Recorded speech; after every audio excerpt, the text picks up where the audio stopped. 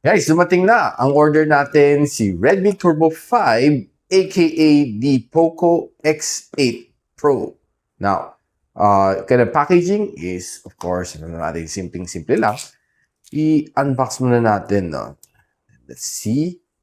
Ano itsura niya? Would it look like the Turbo 5 Max? Or medyo mas distinct siya on its own? Dami natin na pag binuksan natin. So, it's pretty much sealed the device. So, nabili natin is a color white variant, 12256. Walang orange nga pala no, sa turbo. Si Max lang yung naka-orange. Now, inside, typically we have the jelly case. We have your user guide. Meron ka ring, jelly case. Gray. Yeah, Redmi. Then, we have your cable. Okay. Then, we have a 100 watts of fast charging quick. Take note, guys, ha. Hindi ito Pro, hindi siya Max, pero 100 watts. Grabe. Bigay ng bigay si Redmi.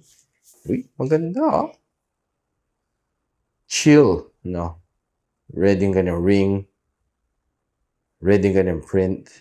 No? Ang ganda. Malinis, no? May linya pa rin siya dito. Like the Redmi Turbo 4 Pro na puti. Ang ganda. Sporty look. Like it. No? Aluminum frames. May IR pa siya. Dito ang gandang loudspeaker.